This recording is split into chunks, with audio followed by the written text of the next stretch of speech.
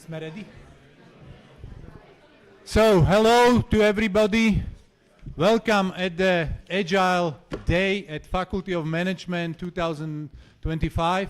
It is in the third in the row this kind of meeting that we organize at the faculty for the students as well for the enthusiasts in Agile movement or mindset, because some of you already met this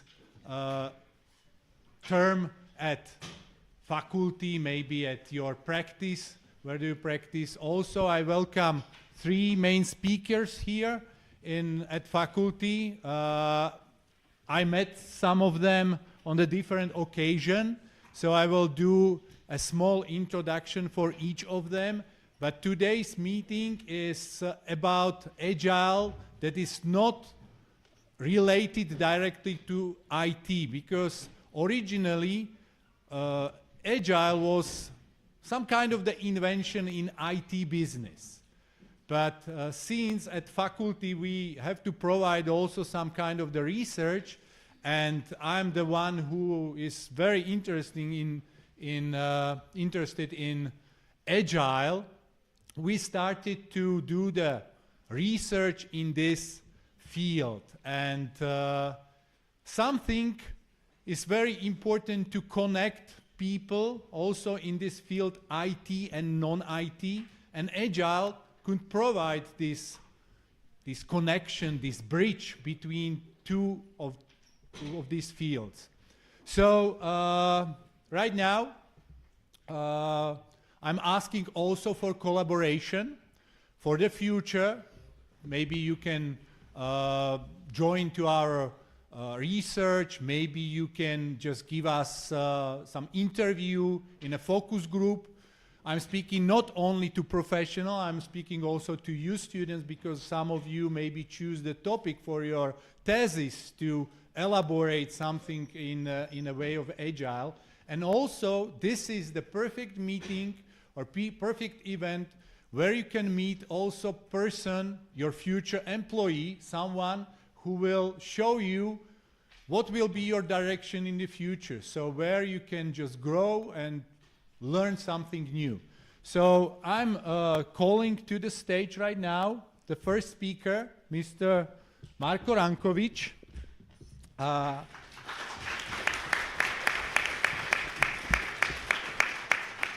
I will briefly read the bio about Marko, because we didn't met before this meeting, even that I'm a little bit familiar because of some relations, also in Agile and also in the industry.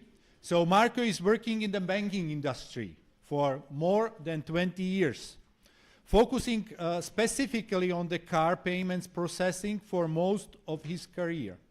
The experience of being a soccer referee, university professor, and working in the banking industry, where he had many different technical and business tasks related to processing card payments, equipped him with a variety of unique perspectives.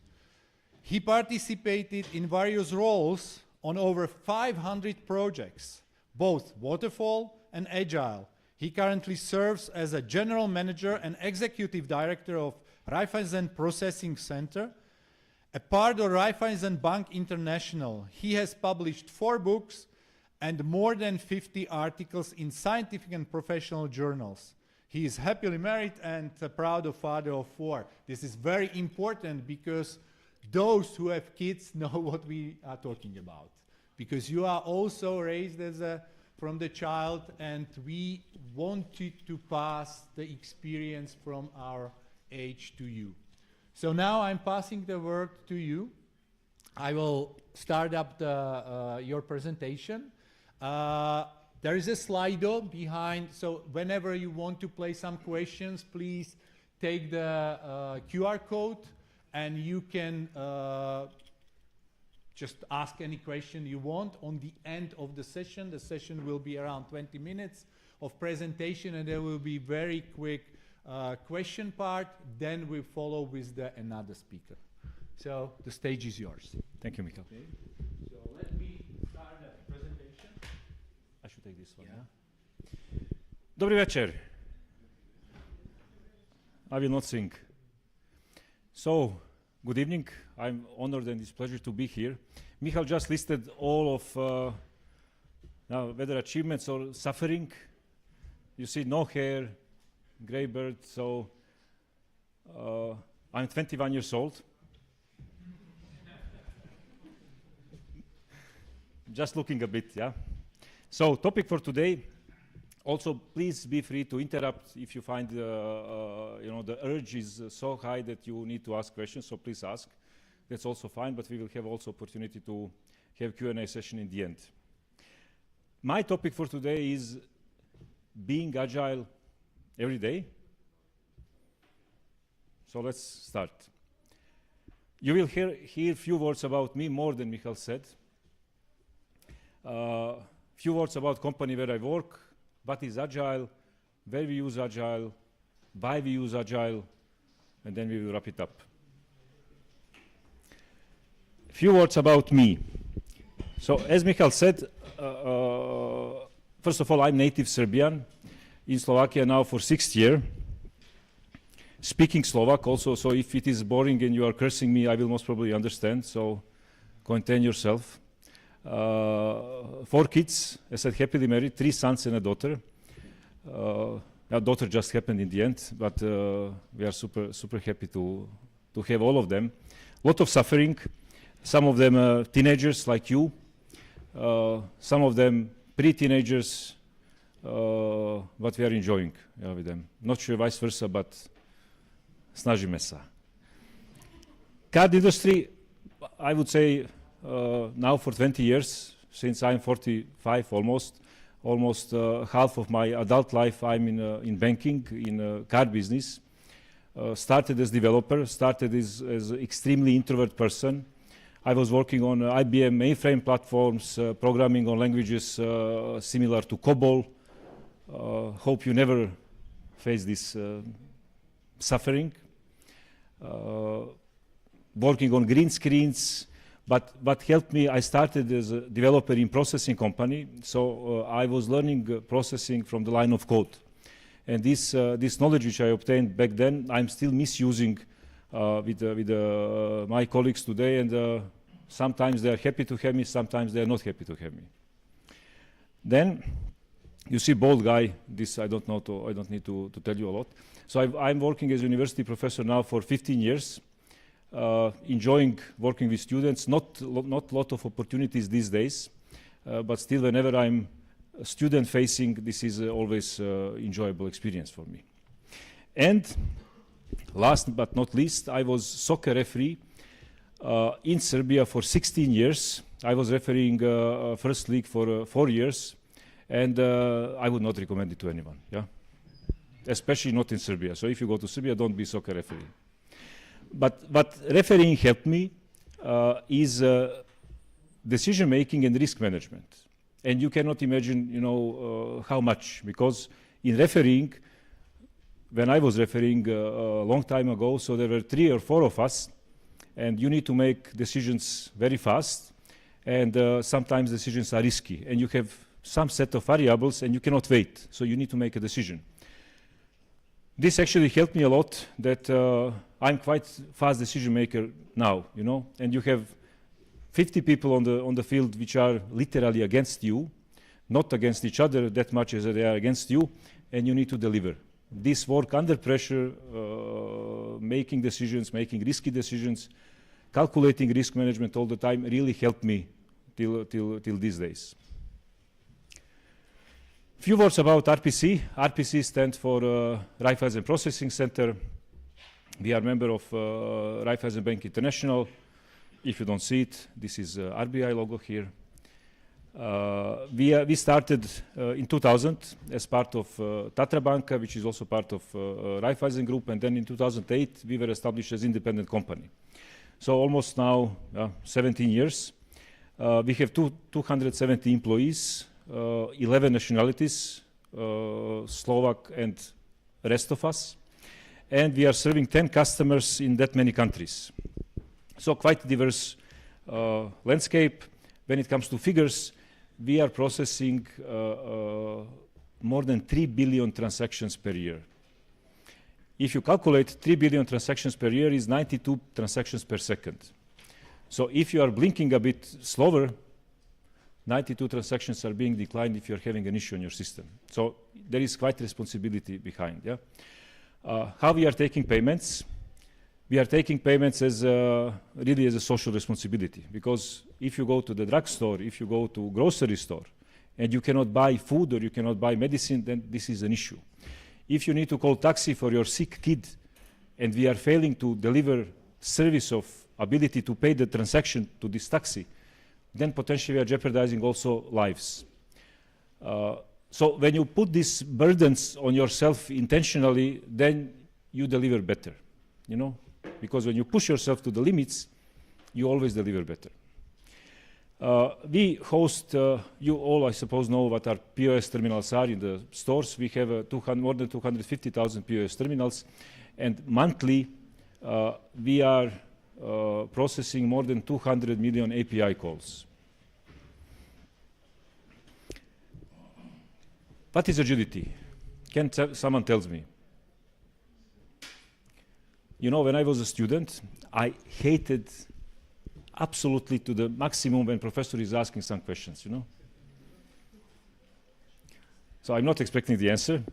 Agility, when you put it in Google, is saying its ability to move quickly and easily, and ability to think and understand quickly.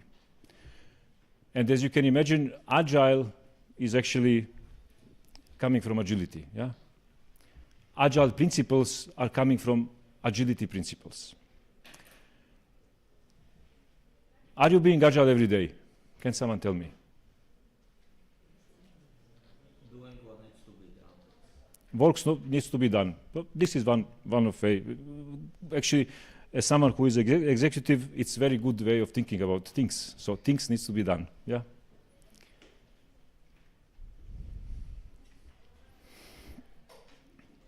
What is Agile?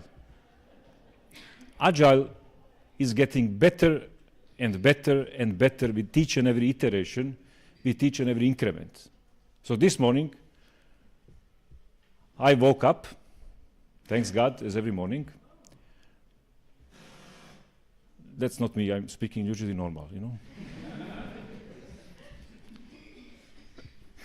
know. So I woke up, I took my pajamas off, then I put my pants on, then I put my shirt on, and then I watched myself in the mirror. And I was thinking whether shirt is fitting the pants. Then I took one jacket, then I took it off. Then I took another jacket, and I stayed in that jacket. Then I took one shoes just before leaving, then I took them off, not voluntarily, because my wife told me you cannot go like this. Then I took another shoes on, and then I departed. I took, of course, coat. This small exercise was me being agile early morning.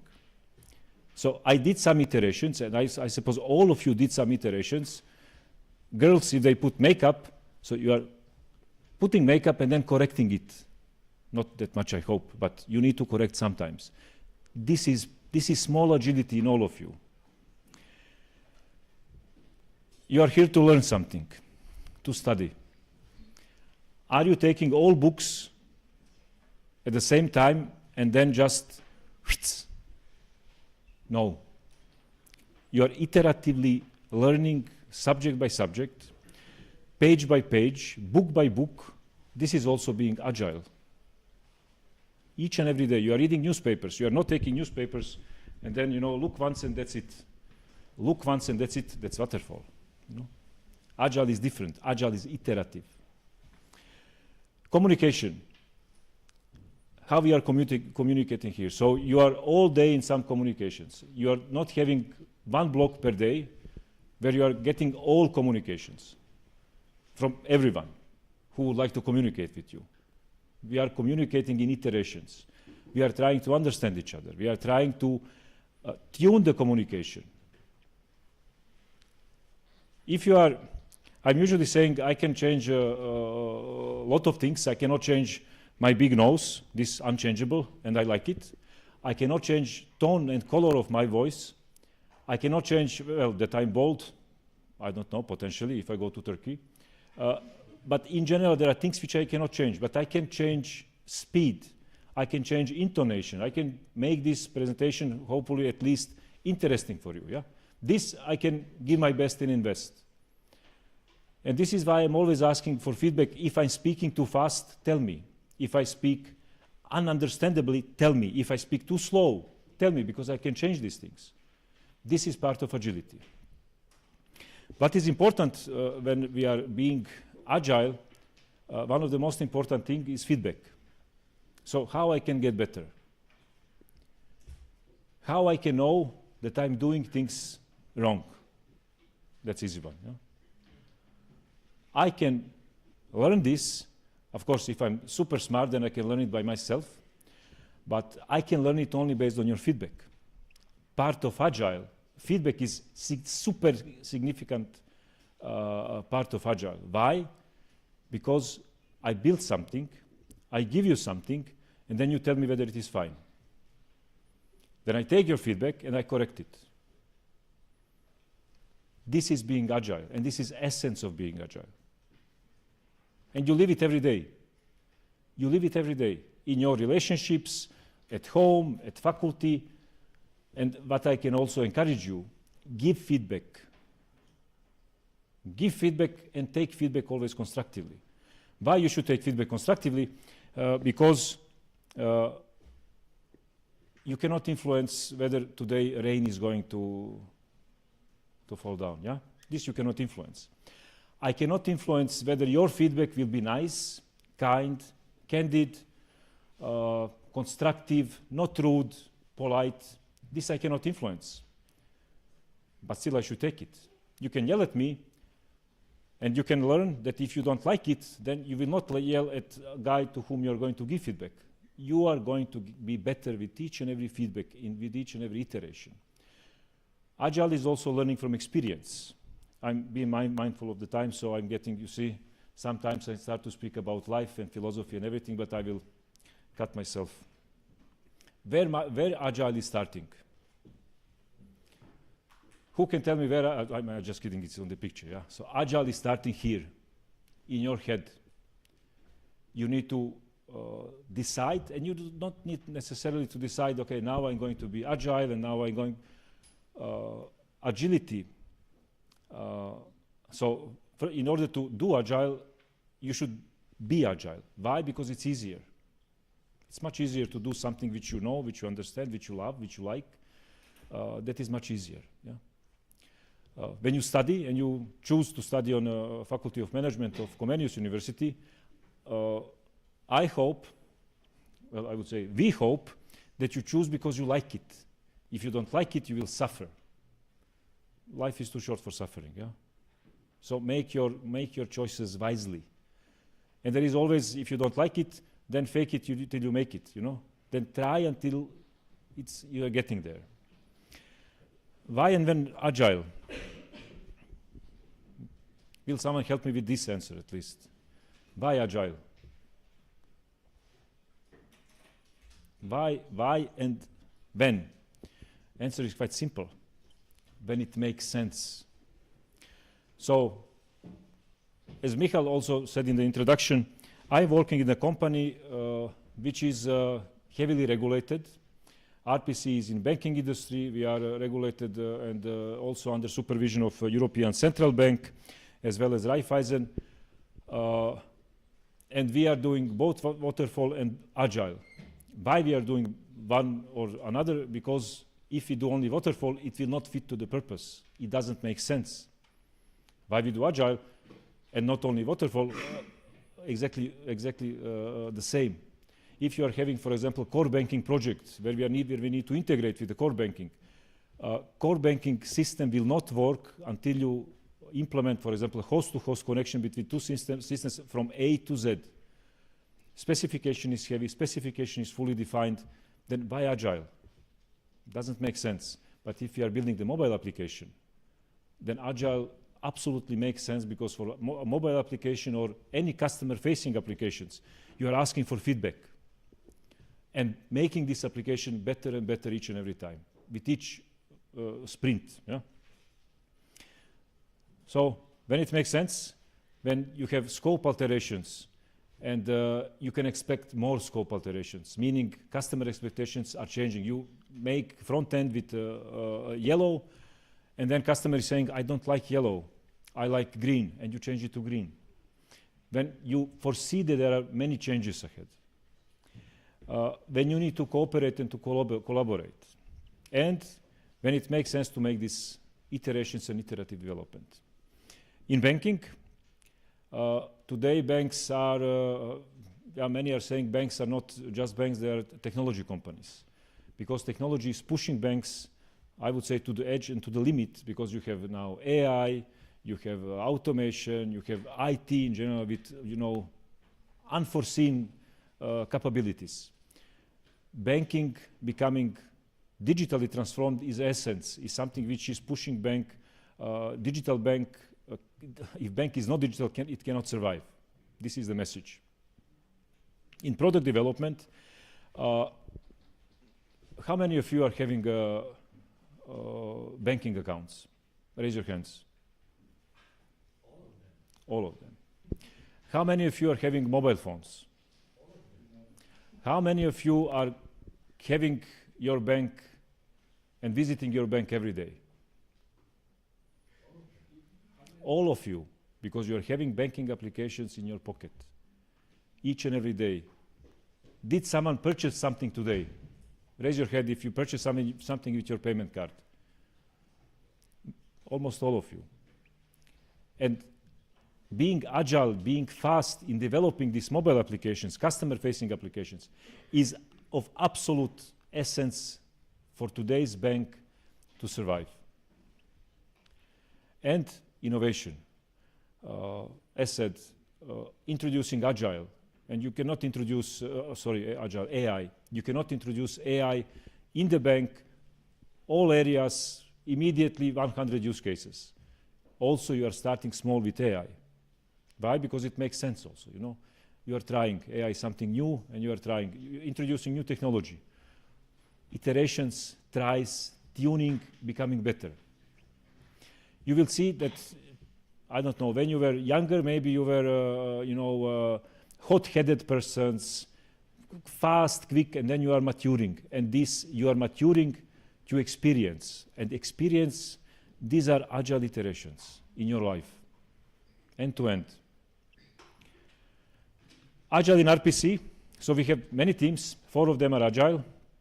I will not tell you how many other teams we have, because then you will say you're not doing almost anything in Agile, but we have 4 Agile teams, which is majority of those 4 departments. They are established on common sense basis. So we established Agile teams there where we saw that actually it makes sense to deliver. And these make sense to deliver are digital area, then authorization area, open API, and data streaming area. So where we can exploit Agile benefits. All teams and Agile in RPC fits to purpose, and it is cohabiting with Firewall, so they can live together. We have many large projects, and some of people here knows that these Agile deliveries versus waterfall deliveries, it's only question of the point when they are meeting each other, nothing else. It's only synchronization. Everything is one big product line. As you said, work needs to be done. So waterfall is doing its job, Agile is doing its job, and delivery is at one moment in time meeting each other. Why Agile in RPC? Agile is, as said, we are speaking about customer orientation. Whether customer is internal or external doesn't make sense. It is definitely fostering better collaboration with customers. Why? Because you are in constant communication. You are continuously asking and looking for feedback from the customers. Then it is fostering better cooperation within the team. Agile teams are end-to-end, from design, analysis, development, operations, support. It is cross-company. If you are speaking about virtual Agile teams, these teams are cross-company teams. This is also fostering Of course, we know each other better, but also it is fostering communication between different teams. And when you understand how other people are doing things and why other people are doing these things which they're doing, you have much more understanding, you know. So your truth is not the only one. There are also other truths. And pushing for faster run, both in delivery and incident resolution. Okay. That was subtle. I will finish soon. Thank you. Yeah, it's okay. Yeah, thanks. I don't believe that it's okay after this, you know. We have 20 minutes for discussion. And making become better much easier. Before I switch to, and you see I'm quite good in time, Michal. You see, I'm quite good in time. Yeah,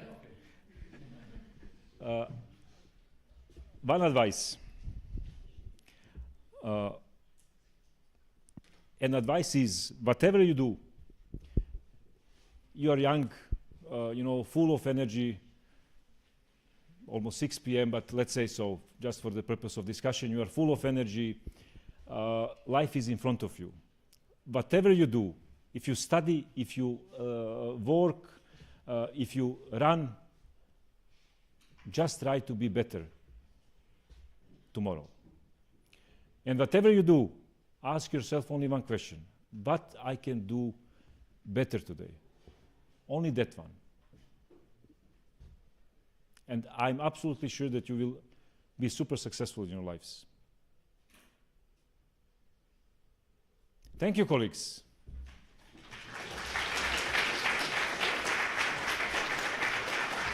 I will take another mic. Yes. So, is there any questions from audience? Adam. I wanted to ask about your last slide because you put there that Agile supports the communication between teams. This one? Foster better cooperation between teams. Could you give us some practical examples of that? Yes, so when you are building virtual team, you're building virtual team from business, let's say from business analysis to business architecture, then to IT analysis, then to IT development, then to operations, then to L2 support, and service desk. If you're delivering one product and building one product end to end, then all these guys are part of your product team, of this Agile product team. And they are usually quite oriented one to each other. If they are oriented one to each other, they know each other better and they understand hurdles in each and every team or each and every part of organization then better. I understood this, but I see it more within the team. Within the team. But I mean between teams, if they are more than one. So this was there are two ways how you are building Agile. You can put Agile team as a Agile team in the organization, so organizationally, and you can have virtual teams, something similar in theory like matrix organization. Yeah.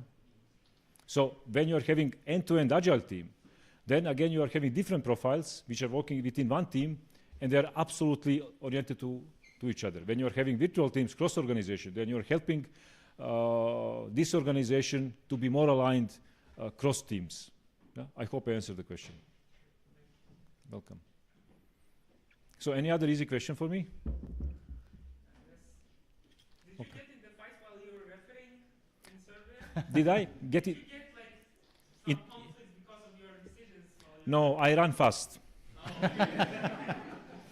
Of course, there were some unpleasant situations, but these situations also helped me to build resilience. You know, because you can curse at me, you can, you know, go for me, and I learned as referee, don't back up. Don't back up. Why? Maybe I will be a bit offensive. They were saying, you know, soccer players are like dogs. When they feel fear, then they're after you. So when you stand still, and I had many situations where I had, you know, intimate discussion with soccer players when our noses are touching each other. But that helped me a lot to grow personally. Yeah. I think this happens also on the stage, on the place where you work, but it doesn't go so so rough, so Yeah. offensive. Who is but- brave enough to do it today? Absolutely.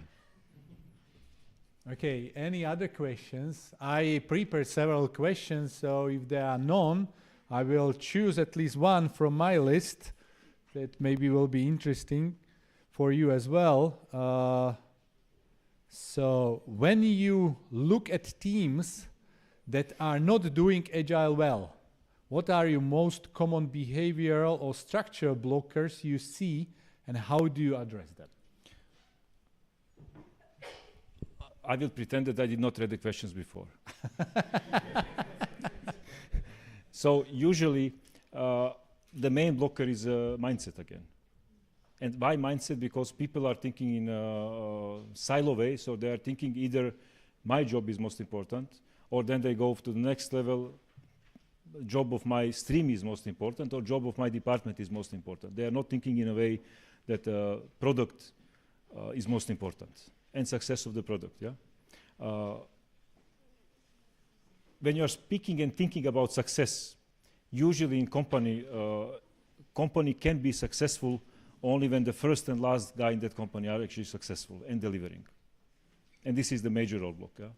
It's always coming from the mind. How to sort it out? In some cases, it's nice, nice and easy. In some cases, it's pure brute force. Some people are not cooperating, and then you are pushing them just to deliver. As you said, in the end, work needs to be done. Yeah. Interesting.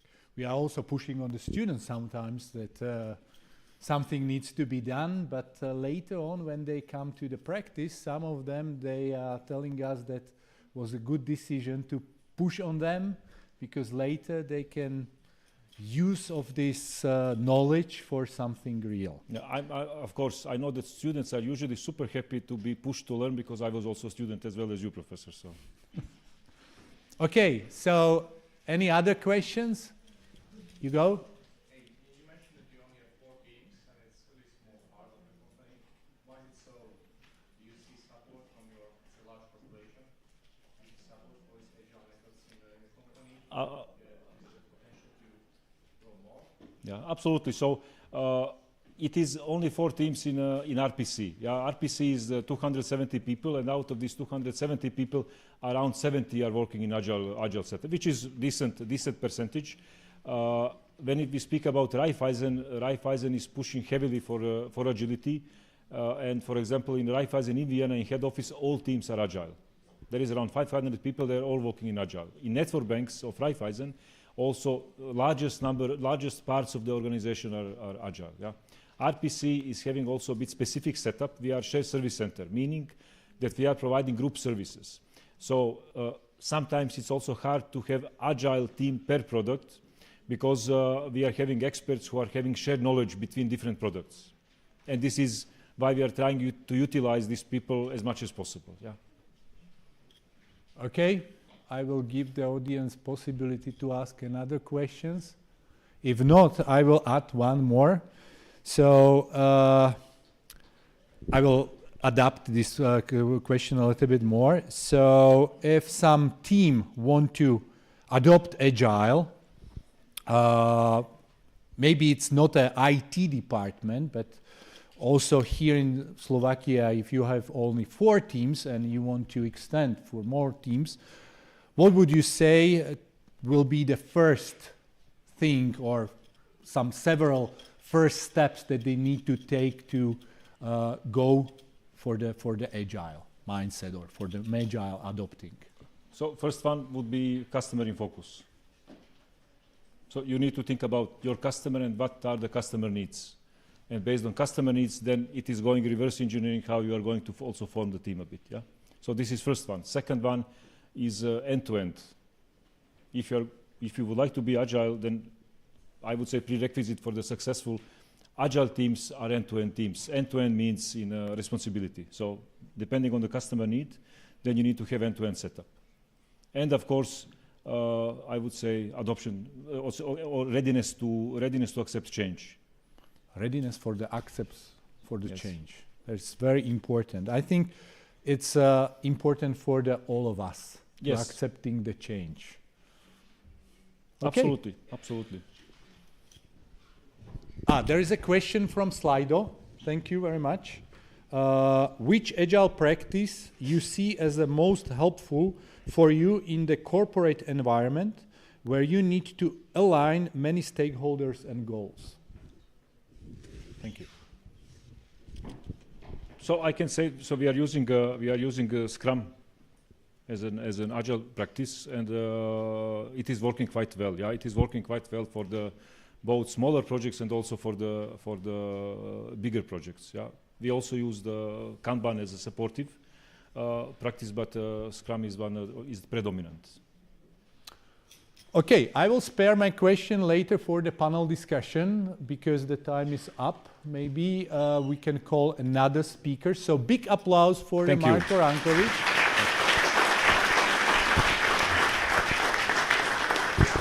Thank you very much for the interesting presentation. Now I'm calling the second in the row, Claudio Rossi. I need to find my cheat sheet. Sorry. Yeah, what I prepared for you. So I met Claudio on one meetup that we organized because this particular meeting is also organized together with the Agile Bratislava. I didn't mention it in the beginning of this session, but Agile Bratislava is a bunch of the Agile enthusiasts, and I met the Claudio at one such a meetup. And we just discussed about that I'm the university professor and I'm providing this session also on the faculty. And he just said, okay, he would like to join. And that later when we started to plan this meeting, I was remembering, okay, Claudio was the one who wanted to join us. And I called him and he just agreed on the first sight. So it was very nice. So I will read. Claudio has over 15 years of experience leading agile and digital transformation. Claudio has worked with global companies such as IBM, DXC, OneSpan, Umio, Jamio, Scientific Games, and MySugar, which is the part of the Roche. Yes. Okay. Yes. His broad expertise span technology, fintech, gaming, and digital health. Passionate about agility, breaking silos, and continuous improvement. He focused align strategy with delivery, enhancing performance, and driving behavior-based organization evolution. So I'm passing the word to you. You can take the mic, and I will start the presentation as soon as possible. Okay, so let's go for that. Not sure if you can hear me properly. Hopefully, then yes. Yeah. Here we go. Okay, so cool. So guys, nice to meet you. This is the title of my presentation, The Missing Link. Hopefully, by the end, it will make sense and there will be a couple of questions. Yes, bringing business agility to life across industries. This is the content of the discussion. We will go deeper. I will do now a quick introduction about myself. Then I think we might move the ball to you. And then we will also explore a bit of use cases of my industries where I was working, fintech, gaming, and healthcare, change management model, and pretty much whatever I'm saying is obviously just my position and my 2 cents, right? So there is nothing prescriptive. Allora, you can see a young Claudione. It was 30 years ago. I was 16 years old at that time. I put a smiley because, the photo was for the passport. I started actually my career in accounting. I was 15 years old and actually doing little job in the past, obviously, like bringing pizza and making photographer and postman. And after a couple of years, I was 15, I decided to start accounting school. I discovered that I didn't like it. So it was not really my cup of cake. And that was my first shift. And then I decided, okay, what to do next? Now university is coming. I decided to start in the master degree and took a master degree in international and diplomatic science in the University of Bologna. And I like it more. You know, it was more interesting. Some subject maybe might be familiar with you, microeconomy, macroeconomy, law, and geopolitical topics, pretty much, history. But at the end, it didn't pay well, you know. So when I finished my master degree, there was not really already a job prepared for myself. Then I was saying, okay, cool, what to do next? What will make me happy? Which kind of job may I found? And I found Agile and Agility and the IT industry. As you can see, I like, to play basket, that's one of my hobby. And the other one are manga, so maybe some of those will be familiar with this kind of figure. Then those were my two big shifts in field of studies. On the meantime, I was also living in Italy at that time, and I moved to Slovakia. I spent 10 years in IBM and 2 in DXC. I see some faces there. And yes, I speak a bit of Slovak. I got a very good time. It was a big multi-corporation, as you can see, you know. So, and 5 years ago, actually, they recruited me in Austria. It was totally different scenario. So little startup, and then finished to middle-sized companies. So this is a bit my story. My title, so I define myself as a change agent. I started as an Agile champion 15 years ago, then became a Scrum Master, and now I'm a change agent, let's say business coach. Cool, so guys, those eyes, how many Scrum Master or coaches do we have in this room? Please raise your hand. 1, 2, not so many, 4, 5. Have you felt these eyes when you join a new company or a new mission? From time to time? I see some people that, yes, are nodding or not. Yes, this is exactly how I feel when I join a new company, and I will join a new company in December 9th, so very soon. So by definition, exchange agent is not really super welcome at the beginning, you know, because most of the times when I was actually joining the company, you know, those were the questions. Even in the interview, in the last interview, they told me, hey, Claudio, we're good. I mean, why are you here? So by definition, we are disrupting the old status quo, you know, so it's kind of dangerous. Now I finish, maybe it was a bit too long with my intro. Now I would like to know you a bit better, so please prepare your phone, scan this QR code, and there are pretty much 2 questions that you can help me. Maybe for the first one I would already know the reply. I need to start it, sorry. Yes. You need to start the poll. Exactly. And we will see, I think, should be a mind map, and then we will see actually what is your role. So if you obviously are a student, you can simply type students. If you're doing something different, obviously, just type it.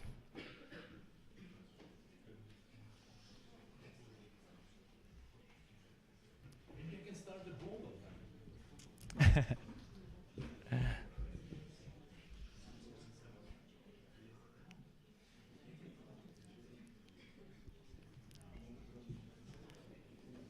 So let's see if it will pop up.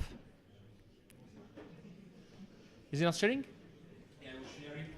Yeah, please, share the screen so we see the mind map and how the audience is composed. Exactly, so I see biggest portion, right, students. There is a Spider-Man, okay, kudos. Hostess, mental coach.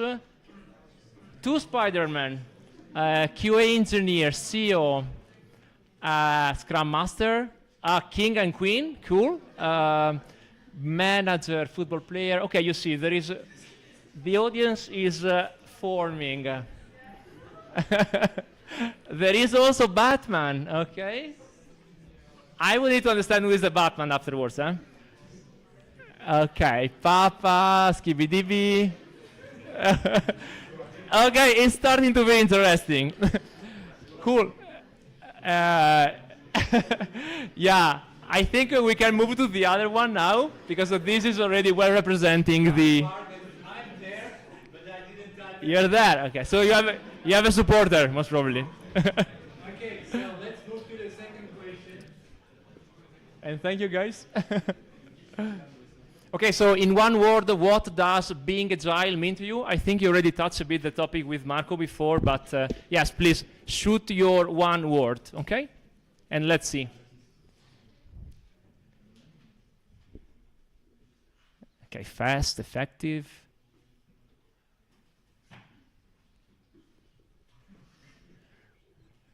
Okay, it's coming.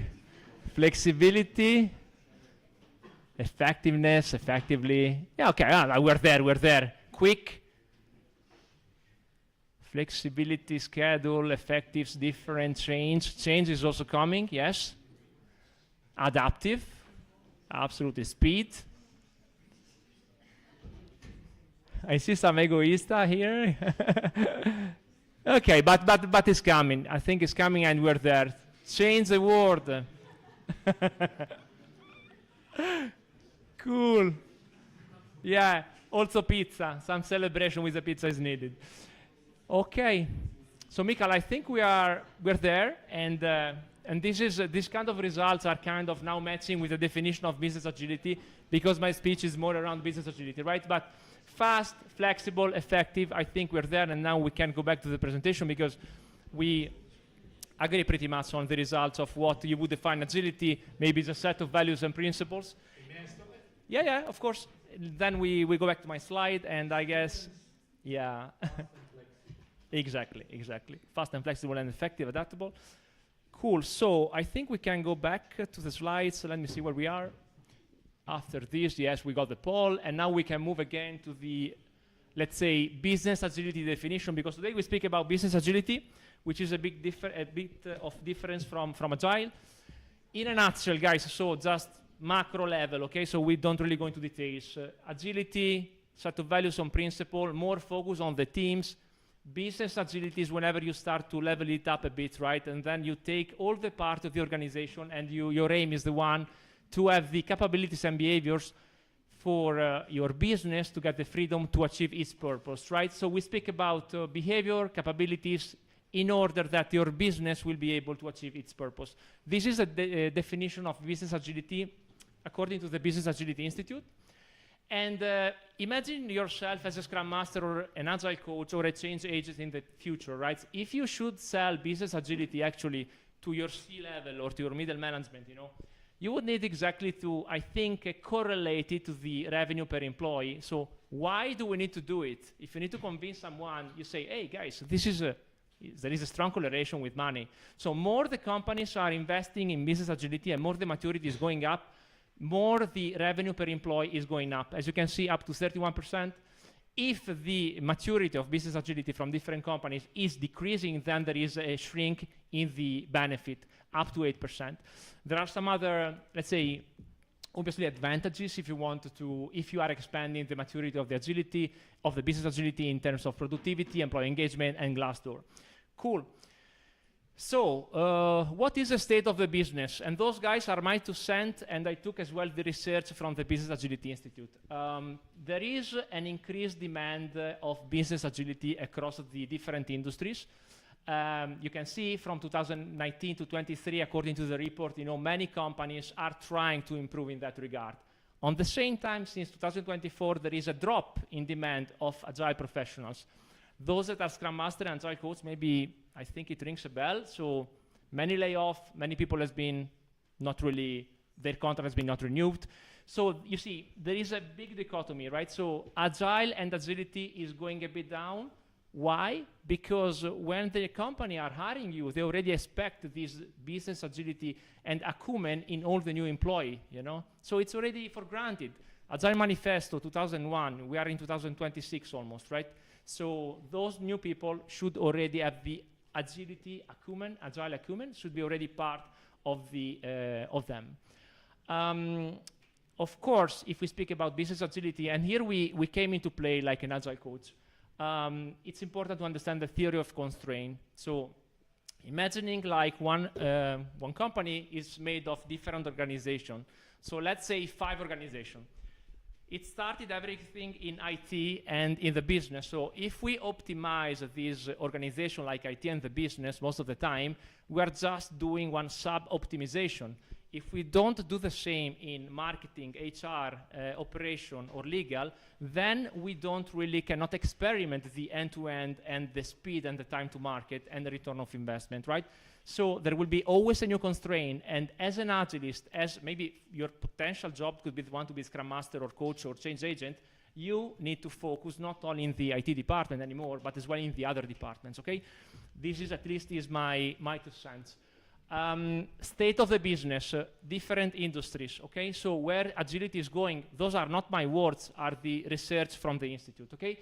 In tech industry, the demand of agility is dropping. In financial services, I think where Marco is, overall is a bit decreasing.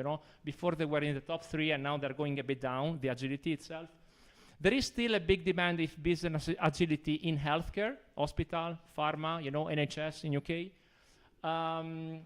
Heavy industries, business agility is still needed there, same as professional services, okay? So professional services, just to let you understand, if you are hired as a Scrum Master or coach, regular or freelancer, if you're failing, most of the time McKinsey is coming, So those are the guys that are still top 1 to invest in business agility because are the ones that are making money more than us, most of the times. University, it's important. So education sector has picked up drastically. There are some, let's say, discussion about bringing business agility to business school. I'm not sure if you're already doing this, but for example, how do you teach adaptive finance to MBA students? That could be one of the topic which, it's trendy, let's say, and there is a demand of that. Now let's move to my experience. So I will start with the fintech. My last 2 companies in that regard, so the agile maturity and the engineering practices, DevOps, test automation, and so on, were really high in those industries. There were silos, obviously, so those organizations were still organized in silos, and it was very hard to break those silos. What I really liked from this environment was really that the team were already cross-functional. It was very easy, for me to work in this environment. But on the same time, what was happening, it was the fact that those situations and the hard work from myself and from the team has been destroyed by one name and one surname. It happened to me twice. Like new CEO or new director, he brought his agenda, he disregarded what has been done in the past, in the last 4 years, and this was the end of story for the agility and in general for the process that we're doing. So my lesson learned from those kind of industry, let's say the fintech, was this, So it doesn't really matter how much progress you are doing, this go back of authoritarian leadership, like Elon Musk style, is there and can be there. So yes, this is in a nutshell. As I have 20 minutes, I cannot really go into details, so we move now to the gaming. In my case, the lottery industries. It's a totally different industry. So let's say for me, the maturity of that industry of lotteries and gaming was 20 years behind compared from the IT point of view, engineering practices. The teams were still organized into functional teams, like team of developers, team of QA, team of UX UI. And for a Scrum Master or a coach or a change agent, it was very easy to do a low-hanging fruit, to do some improvements, But the type of that organization, how it was structured, was really hard to, you needed to climb into the top of the pyramid, then get some command to the different director to structure your team, So it was a totally different model. The biggest challenge which I was living in these lottery industries, and gaming was the one that many of the customers didn't really want it to work agile. They were pushing back. And also our guys were saying, why are we doing it? I think that also Mark was mentioning it before, We do agile when it makes sense. So we had to show the benefit, Imagining like in this kind of waterfall environment, you kick off a project, and then the project should finish in 5 years, where the first 3 years will be like we are coding. The 4th year, it go to UAT from the customer, and year number 5 is for hypercare, and you start to receive defect. So what's happening pretty much, the benefit of structuring our team as agile team and cross-functional team was to minimize the risk and start to test things before, so we might shrink the UAT phase and hypercare with less bug and defects. So that was pretty much in a nutshell how I found that industry. Even gaming, so I got many colleagues which are working in some other companies like Ubisoft and so on. It's really look good whenever you release the game, but behind this, I think the entire industry is a bit behind of the fintech. The third use case is about healthcare. I'm not there, so I don't really have a lesson learned there. I will start soon, in a month, not even.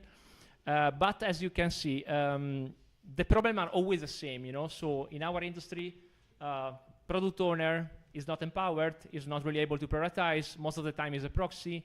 The Scrum Master role is not really understood, and we should really think about those roles.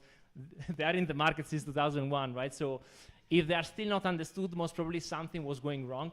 Yes, the executives see agile jargon. They would like simply to move and push the development team to be a feature factory. So you see, independently from the different industry, the pain points are very similar. But this is what I was using in order to overcome those challenges. Okay, so 3 change management model. The first one is the Kotter. I'm not sure everyone has experience with the Kotter model, or just raise your hand if you heard about it. 1, 2, 3, yeah, 4, 5. Cool. So I was using it. I mean, this was the change management model used most of the time from the C-level or middle management in order to drive and design a change. It's a bit more process-oriented. I like it at some extent because it doesn't really involve the base of the population of the company, right? So most probably those are the steps that you followed or you could follow. And what I like to do, I will also share the presentation afterwards. What I like to do is to combine this kind of, let's say, change management model, which is a bit more prescriptive and a bit more pushed from the top to the bottom, with the other one, which is the ADKAR. And this is when you start really to involve your base, okay? So in this, I do this combo most of the times. So with the ADKAR, pretty much imagining you need to help your teams to understand a new model, a new framework, or a new practice, or a new tool, you need to sit with the guys and you need to do it with them day over day. So that's the benefit of the ADKAR, which is a bit more focused on the individual steps and to the adoption of that model. That was helping me. So a combination between Kotter and ADKAR based on the need. And this is the last one, which I wanted to show you. I think it's cool. It's the elephant and the rider. Okay, so let's go. Let's try to explain it in a meaningful way. So there are 3 elements here: the elephant, the rider, and the path. So the organization is not the elephant. The organization could be seen as a set of elephants, and we as a change agent, we could be seen as a rider. But that's wrong, because each of us has these 2 elements inside of ourselves. So we got the rational mind and the impulsive mind. It's part of all of us. So we need to decide when we are acting as elephant or a rider. But the most important thing is the path, okay? So that's actually the solution. Whenever you are trying to change one organization, it's really very hard if you are alone or if you are just a group of few people like change agents, it's almost impossible. So instead to try to dictate the street to the elephant, the better way would be to simplify the path. And I'll give you one example. So you remember, maybe, yeah, you're young. So when I was young, I was driving the auto and there were like no seatbelts, you know? So nothing would happen. You simply turn on the car and you go. Now, if you don't fasten your seatbelts, actually the car is doing some noise and is doing some red alert and you don't want to hear it. So why this analogy? Because pretty much you should try to make the old model, the old status quo, like a discomfort, and the new one like a comfort one. So now, as you can see as well, when you put your seatbelts, you know, you're fine and you're ready to go. Before that was the old model. So if you drive with this, let's say if you adopt this change management model in your organization, you should focus more on simplify the process, get rid of unnecessary process and risks. I'm almost there.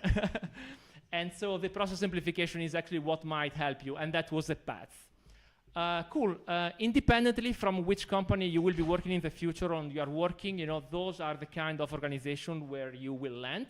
Some of those are more red assertive, some of those are more, let's say, green, to be seen like family. So it will be, you cannot really choose it, you know, you will see, you will understand which kind of organization you will land, and then based on that, it will be easier for you or harder for you to try to change the organization.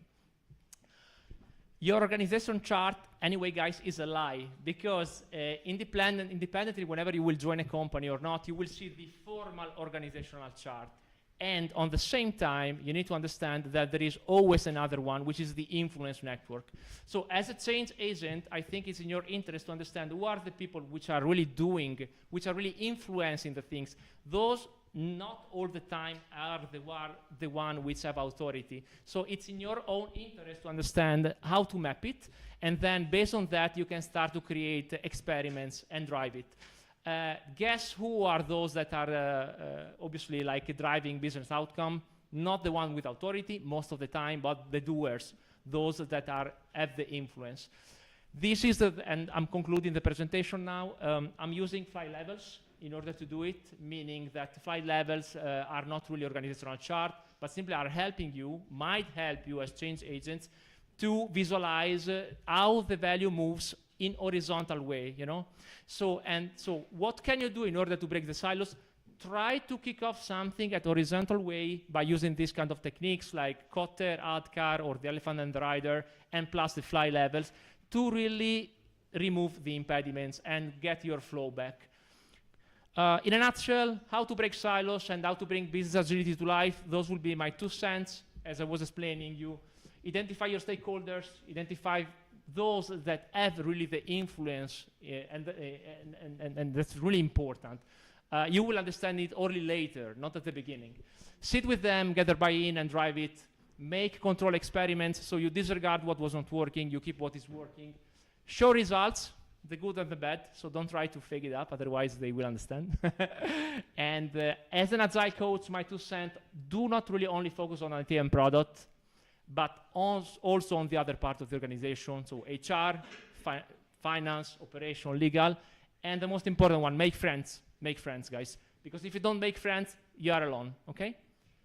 If you want to follow me, this is my LinkedIn account. The other one is a quick channel I have on YouTube. There are not really many videos, so let's keep in touch. Guys, that's it. So thank you very much.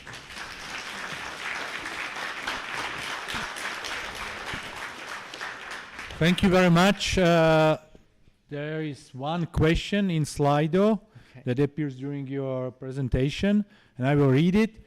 How can I be agile if I want to connect semi-professional sports, school, work, and be the best in everything? Ooh, that's ambition. So guys, I don't really have the receipt for that. Okay, so I think what I would recommend in this case is really prioritization. So try to make your list of what matter most, and this is also what I think is missing in many cases in different departments, right? So try to set as well a list of the things where you would like to thrive and what you would like to achieve. Create as well how much this is important for you and start to pull from that list. I think this might make you happy, you know, so. A pretty agile way that you put on the stack all everything and then you pull You prioritize and then you see what is more meaningful for you, and according to your period, something might also switch, you know, so this is what I think might help this. Nice application for every day. Okay, so any other questions? We are a little bit over the time, but still the small short break will follow, and if you have a question, so go on. No questions from audience. Okay. So I just wanted to ask, so far in your career, has there been any points where you've tried to go into a company, try to implement the agile form and it didn't work?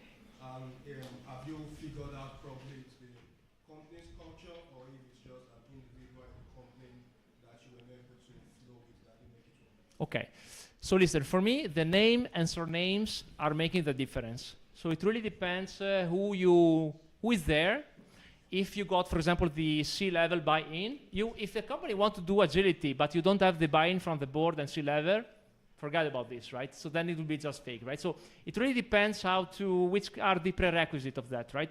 In many of my cases, the things were working because I got the C-level support and also the baseline. So the guys really wanted to try something different, and that was working. In some other cases, even if we did a great job and we got a new captain on the board, it disappeared from one day to another because the new C-level or the new director will tend to put his agenda and his personal agenda and to change everything, you know. So then at Cadence, you know, there is like a flow. Yeah. Thank you very much. So, may I wrap up? Thank you. Big applause for Claudio. Grazie, guys. And now, short break. Please, you can discuss also with the speakers if you want, or between each other, but be back in 10 minutes. Do we have 10 minutes? Okay, so I will set up the timer for 10 minutes.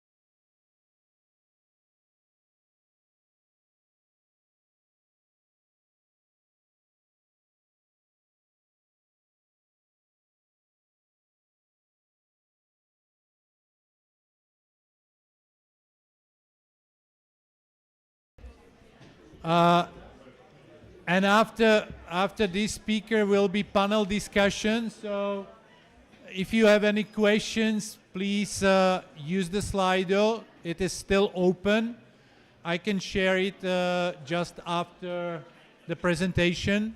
But if you already took the picture of the QR code, you can just add any question if possible. So,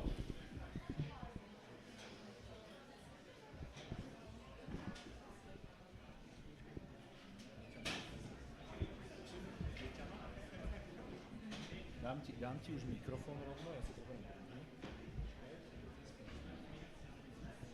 Asi neviem, či ma počuť. Zatiaľ asi nerozpráva.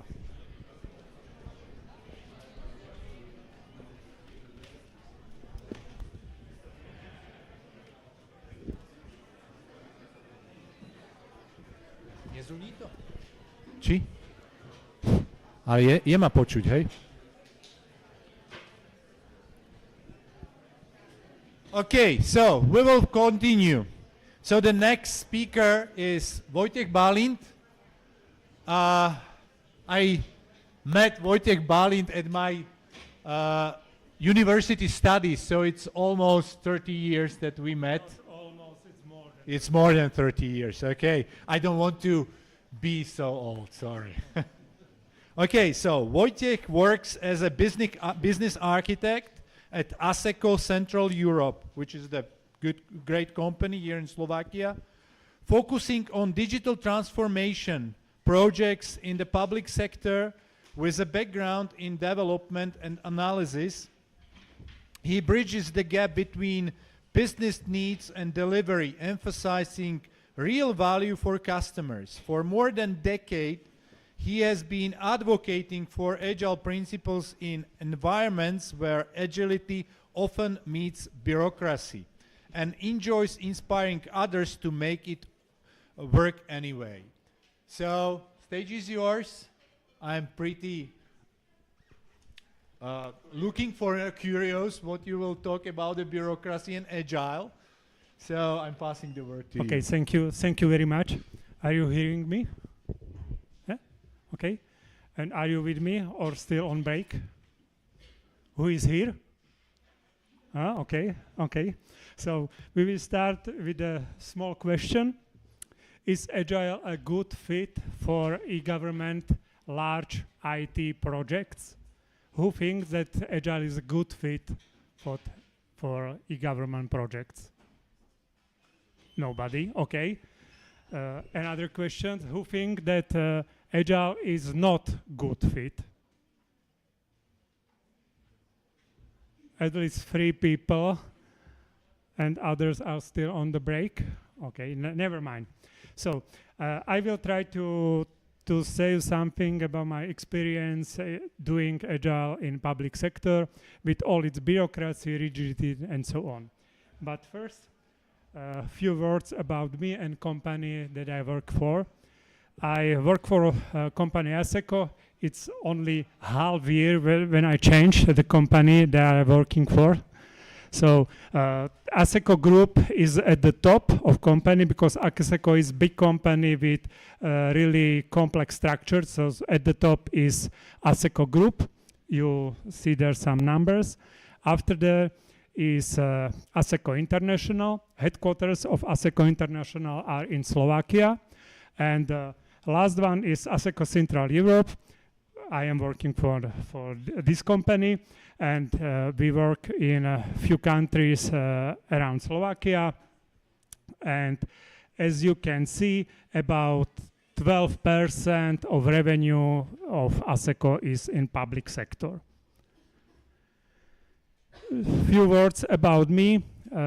As Michal mentioned, we both study math on university, and we met there. So I really like math. After the school, I started as a developer, then I was an analyst and an architect. And now I often say that I'm a storyteller because I often only talk about what we want to do, and I try to persuade people to do it. I am part of business development team. that means that our main responsibility is to increase the 12 percentage of revenue in public sector, and our main KPI is the number of or total contracted value of new contracts. 25 years, it doesn't mean that I am peer of you, unfortunately, not even close. It means that I am working for 25 years in IT and specifically for public sector. So, back to our question, if Agile is a good fit for e-government project. I mentioned that there is a strict contracts that you have to fulfill. There are many regulations and so on. So what to do? Can you do even Agile in public? The answer is yes. If you ask your customer if you can do Agile, answer is yes, but it's a trap because it means that you have to fulfill all points in your contract, and of course you are Agile, so you will do every new requirements for your customer. Then we continue with discussion that Agile is not a magic. We are not able to do more. We only do things that are more important. We cannot blend time or something like that. And customer says, yes, I understand it. So don't use Agile, use Scrum, and we will put it in next sprint. I think that this is not only for public sector. This is a common for all projects where you start with Agile. So what is specific? For it's specific for public sector. If you look at Agile Manifesto, do you know what is Agile Manifesto? Michal mentioned that you know something about Agile, so I hope so. In short, it says that people and collaboration is more important than contracts and documentation. So what it's in practice? Do you know what is a plan obnovy? Of course. Almost all projects in IT now are paid from the plan obnovy. It's there are many from European Union, so this is the main source of finance. Sorry? Yes. It's called Recovery and Resilience Plan. Yes. So the word plan in name of the program. So the one of point is that responding to change is over the following plan. But we have a plan, and it's a main topic. This screenshot is from Ministry of Informatization. It's only part of necessary documentation that you will have to provide at the end of the project. For example, there is a document called Project Initiation Document, and only template for this document is 30-page long. It's empty, it's only names of chapters, and you have to fill it at the end of the project. So, working software over comprehensive documentation. So, what to do? The first advice is feel free. What does it mean? I will start with a short video. This is a square. Can you guess which spot that goes in? The square. That's right. It goes in the square hole. Yes. Okay. And how about this rectangle? That one, Also the square. that goes in there too. Yeah. Up next, we've got this thin rectangle. The thin Can you guess rectangle. where that goes? The thin rectangle. That's right. It goes in the square hole. And up next, a cylinder. The circle. I think that goes in The circle. the square hole. Now, we've also got this semicircle right here. Do you see a slot that would fit The semicircle. semicircle? The semicircle. That's right. It's the square hole. Okay. Up next, the triangle. We know what hole that goes The into, triangle. right? Triangle. That's right. The square hole. And up next, we have the arch. The arch. The arch. You guessed it. The arch. It goes in the square hole. Okay, it was funny. Even that girl on the left side doesn't look very happy.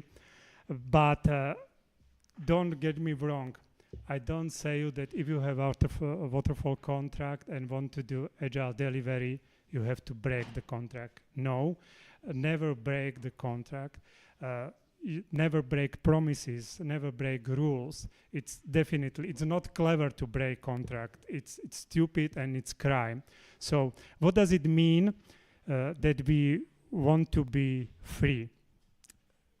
Example from my experience. I have project for 2 years, and there were more than 20 people working in my team. If you multiply these two numbers, it's about 40 years.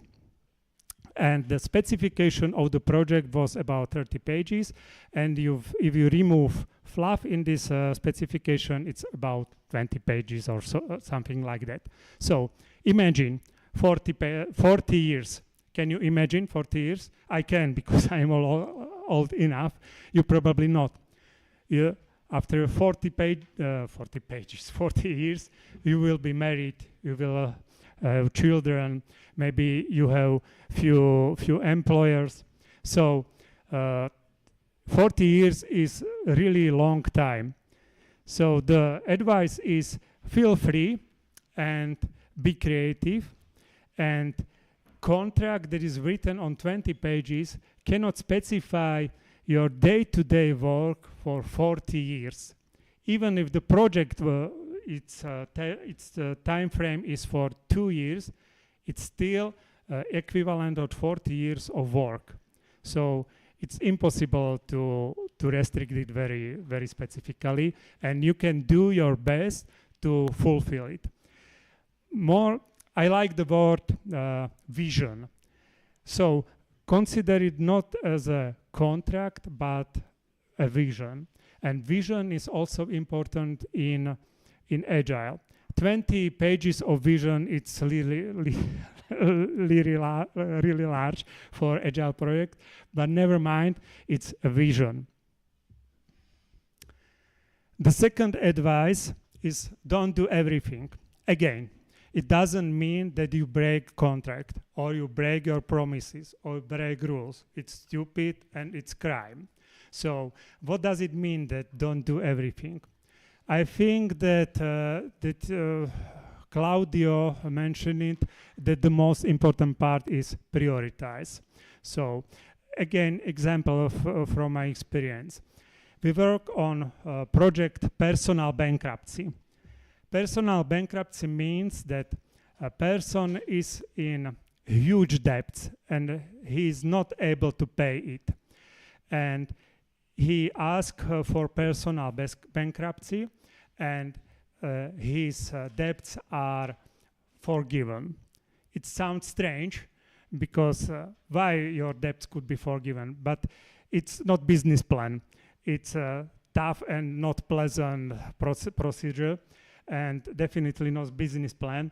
It's we try to do something that people are not in total poverty. So this was priority for Ministry of Justice. They prepared the law, and there was only 3 months when the law go into force. And it was impossible to create the system that is able to do everything, to prepare,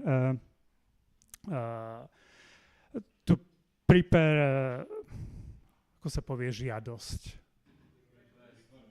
Request, to prepare request, to prepare system that is able to collect them, to classify them, and so on. So we have a long discussion with our customer, and it seems simple because we persuade them that we start with a system that prepare applications and is able to collect them. And it was put in the production for courts, so it's not easy, and it was necessary to have a really trust with our customer, because applications started to come in a day still don't have a system that is able to proceed them. But we have a good relationship from the previous project, so they trusted us. And we built step by step the project that was able to proceed them, and it was success at the end. And what is important on this story that time pressure is often very good for Agile. Another example, we have a now project for social insurance agency. I already mentioned Plan Obnovy, and it has to be finished before April next year. So there is again big time pressure. And again, our customer is willing to talk with us about priorities. And it's a good thing, not only for us that we will be able to fulfill the contract, but it's also good for customer because he really have to think what is the most important thing for him. Next advice, people. I already mentioned that we had tough discussions with people on personal bankruptcy. It was really good discussion because we tell them we are not able to do it in the time frame.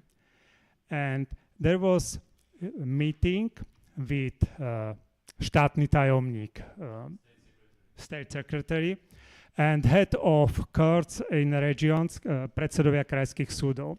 So I also put my suit on because it was a really difficult meeting and high pressure. I was really afraid before this meeting. But at the end, all of them tried to find solution. And what was in their mind, we have to find the way how to put it in work, because every month we postpone it means that about 20,000 people sent application during 1 month. So for 20,000 people, it means that they are in trouble longer than it's necessary. It was really a great discussion. I know that it is hard to believe in country where head of Ministry of Interior is not able to use his electronic mailbox, that only 2 levels under him there are clever people who wants to do great job. But they are there. They are clever and they want to do it right.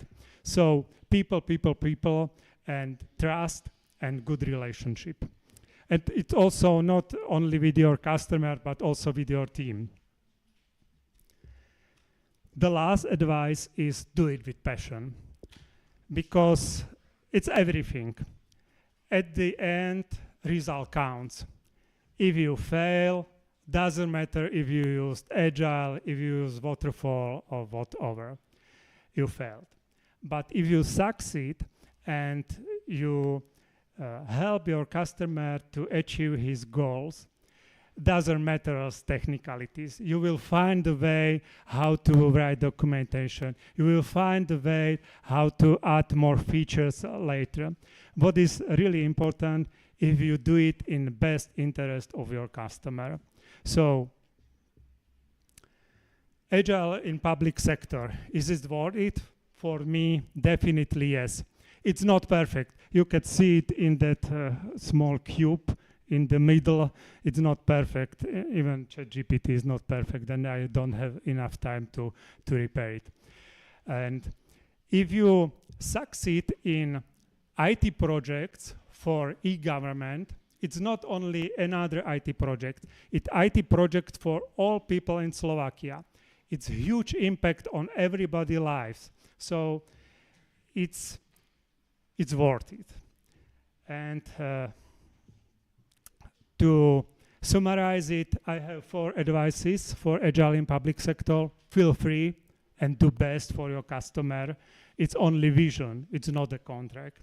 Do the right things and help your customer succeed. Third, people in your team, also on customer side. And last one, do it with passion. And we can map it on also on Agile Manifesto that I mentioned at the first. So these were my experiences for doing Agile in strict public environment, but it's worth it. Thank you.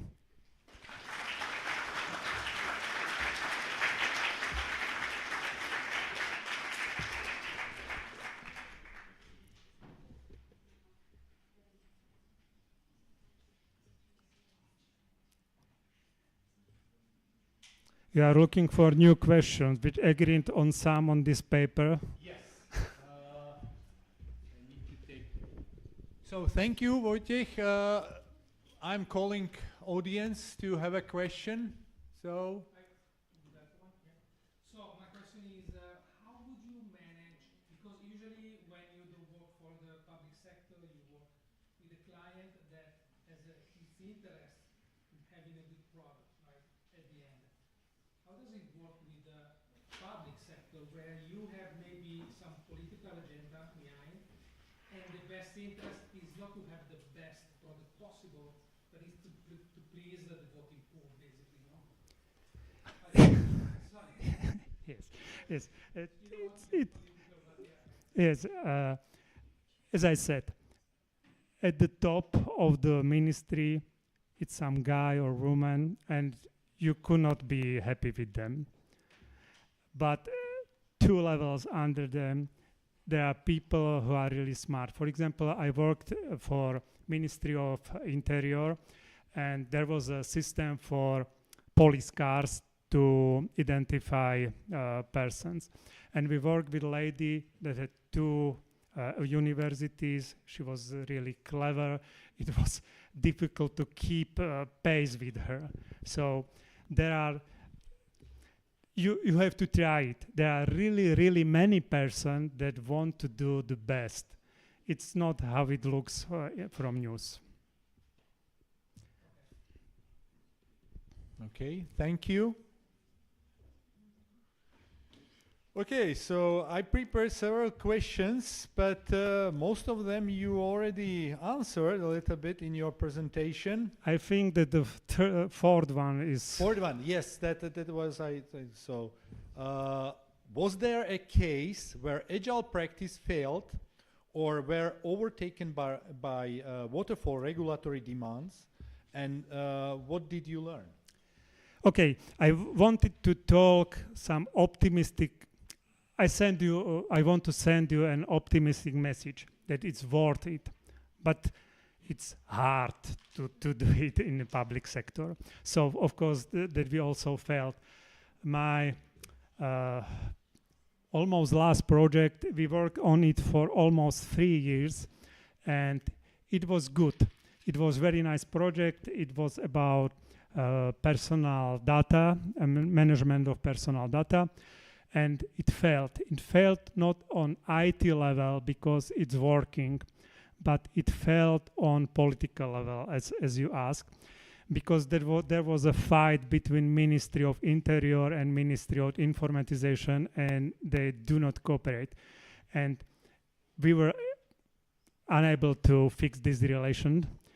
It's not now, it was in the previous government.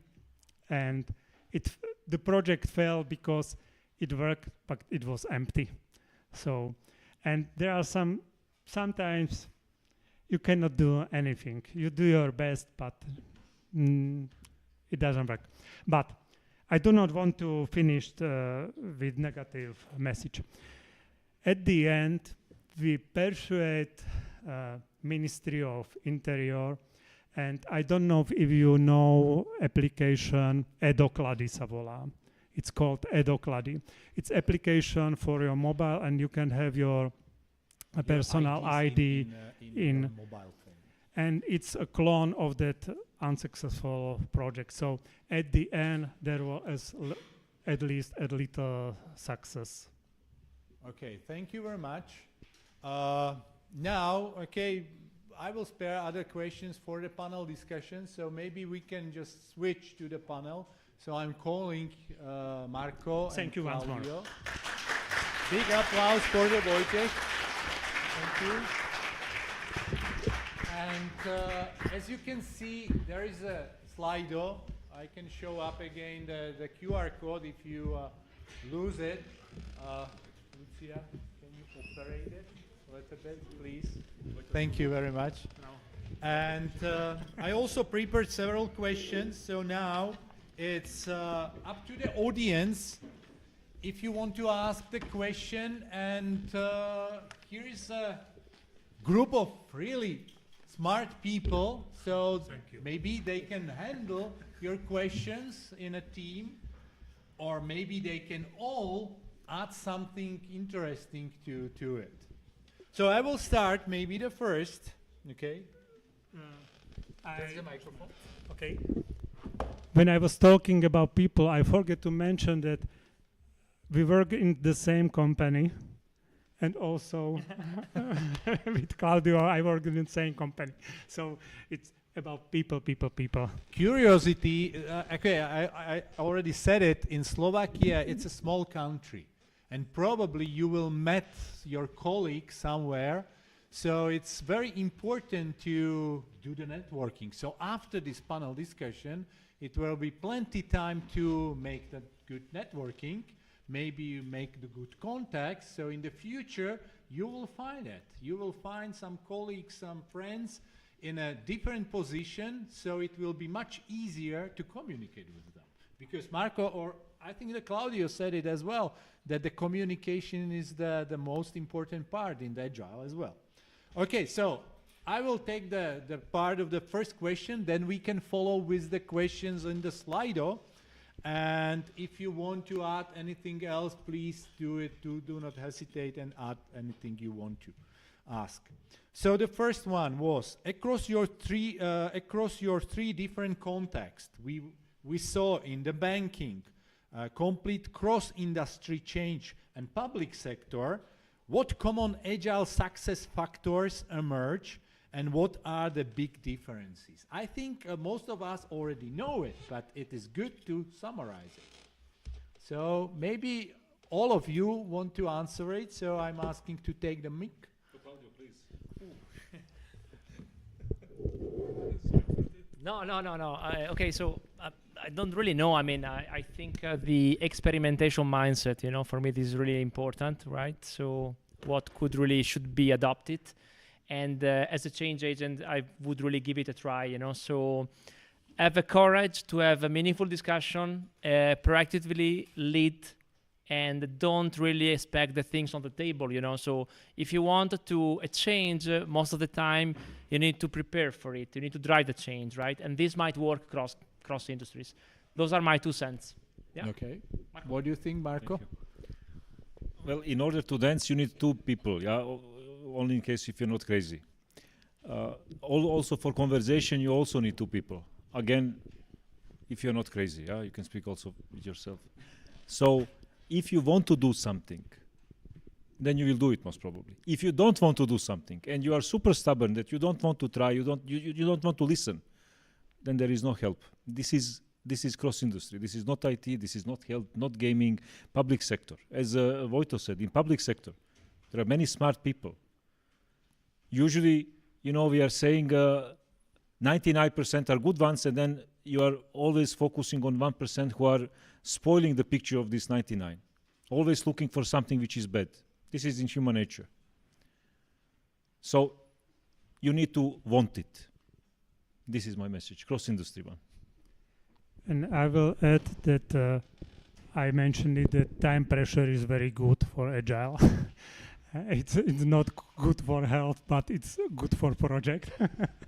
And people, of course, that's most important. And the last thing is do it in the best interest of your customer. Okay, thank you. So my announcement just make the people asking more and more. So I will just do it. One question from the Slido and one my prepared question. So the next question from the audience is, someone think that is Agile approach already perfect? Do you see some parts of Agile that should be better? if you like Agile, you cannot say that it's perfect. Every day is improving. I don't know. Is it perfect? I don't think so. It's not perfect because, as you can see also from the report, many coaches and Scrum Master really lost the job. You see, I think that if you really would like to do it right properly, it's really hard, and you need to convince the other people with whom you're working that you are adding an added value. And most of the time, this added value is return of investment. We are in the management faculty, right? So money, guys. I mean, we are doing this not for the sake to be agile.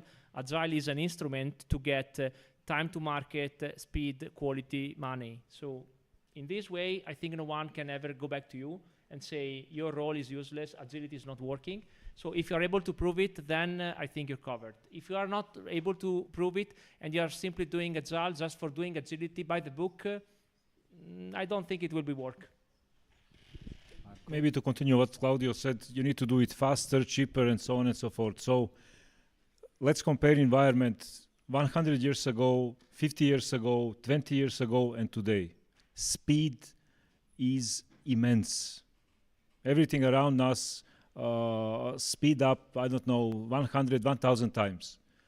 So Agile was different 20 years ago. If Agile would started 50 years ago, it would be completely different pace of work. And today, as Agile is working. So maybe Agile today is close to perfection, but it's far from perfection in 5 years or 10 years. So you need to adapt. You need to be open to change. That's what I think also, because the change is the main DNA of the Agile. If you're not open to be change in anything, so that's the answer for the question. What should be better? Anything. Okay, so let's move further. So we will start now with Marco, so we will always go a different way. If you had to identify one myth about agility outside the IT or even in IT, okay, because also it's something that people think they know what is agility. What would be it like to bust today? What would it be and why? What would be the myth? Well, if I look at banking industry a few years ago, one myth of agility was that agility actually will solve all our issues. And the report 2023 showing that agility in banking is a bit slowing down because you should not also overdo it. Whatever methodology, whatever framework you implement, it has to make sense. Also, RBI failed in many agile projects because we tried to implement, to put agile by force on the projects where it simply did not make sense. So agile is not perfect, and waterfall is not also perfect. They are not 100% all problem solvers. They are not. So agile is not a silver bullet. This is a myth, which I see it. Yeah. Okay, Claudio.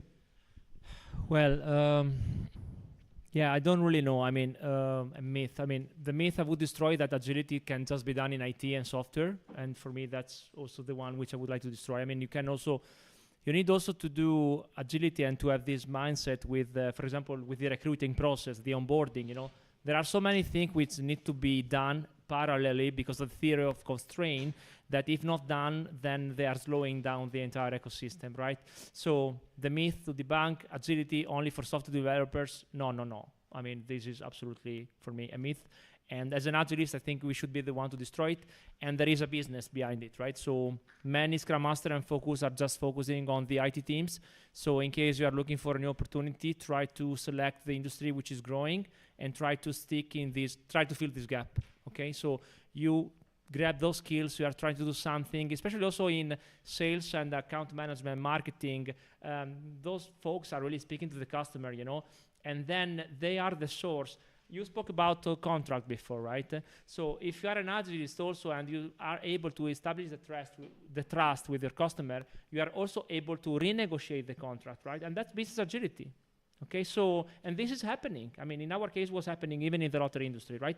You establish the trust, you are the one as market leader, as marketer, as sales, you do understand agility, you understand that they always had this, but now we can create a different menu for them, which is a bit of different term and condition, and then they try, and most of the time they're happy, also because these C-level and boards, you know, the old, let's say, CEO from the lottery industries, as instance, you know, are going to be retired, and new captain are joining the company with a new mindset. You know, they're most of the time 30, 40 years old, and they are the one to want something different. That's it. I got a question if Agile is suitable for every kind of project, and the man who asked it supposed that not. For example, that bridge cannot be built in Agile way. You have to have a plan how to build the bridge.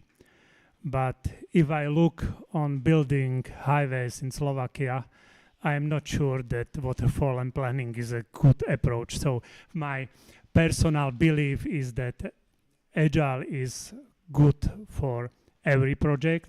I will not persuade people to use it. It's on their decision. I will not make them to do it in Agile way. But I strongly believe that Agile is best approach for every project. Okay, thank you. Now in a Slido there is a curious question. How do you like your job? Okay, it's jobs, so maybe they mean multiple jobs, but okay, I'm the first in the row here. So if I do not like my job, I will not be a teacher. You know, it sometimes is really tough to provide a teaching process. So I think you always have to love your job, otherwise you have to move, and that's also the part of agility. You have to find out that you are failing in somewhat and move to something that you can flourish, that you can just grow up. Not much to add, Michal. So I would say that we are doing our jobs until we like it and until we enjoy it. When you don't enjoy it anymore, then change it. Life is too short to stay with something and suffer because of something you don't like. It's same with job, it's same with relationship, it's same with food. You are not eating food which you don't like. Okay, so I really like my job, and my 2 cents, which I will give to the students, is whenever you join a company or whatever your first job is, take care of yourself, be proactive, own your career. No one else would do it. So I know that you might have like good manager in the future or bad one, but most of the time it's on you to decide and be proactive. So in this way, you lead the change and you don't receive the change, okay? I will add my personal experience. Half year ago, I changed my employer after 20 years. So I 20 years worked for a company and I changed it. It was terrible because I like Agile. It's about change, but I worked for one company for 20 years. So it was really terrible. But I had a great team and I like to work with them. We have nice projects, we have some success, and I like my job. Okay. So my question now is following. Looking ahead 3 to 5 years, how do you see the role of agility evolving in the organizations that are not software companies? What new form or challenges will emerge, or what do you think will emerge? AI. Okay, so but you are the first in the row. Okay, AI is almost everywhere, and we will see what will come, because it's changing our everyday life. Every one of us used AI to help to prepare this presentation. I suppose that you use it every day, so we will see. But Agile mindset is adapt to change. So we will see. Claudio? Yeah, okay, I picked this. No, the role of the Agilist in 3-5 years, right? So I would say that I think the demand of Agilists will go down, and if we are not able to use AI as a copilot, as Wojtek was saying, but always the human touch will always be needed. Okay, so and I think you understand the business, right? Because you are studying this subject, right? So there is always be the need, which AI cannot really do it, to connect the IT department with the business department. So this will be still needed. AI for sure will be helping the marketers, the sales, and so on, but the human touch will stay, right? So I think, yes, this is how I could imagine. So a drop in demand of Agilists, and just, let's say, the best one, which are experimenting and using new technology as Copilot, will stay relevant in the market. Thank you. I believe that the role of agility cross-industry will increase. Why? Because pace will increase, so speed will increase, and technology will help us to change faster. And agility is all about change. So if changes are faster, then we would need to be more agile to keep up with the changes.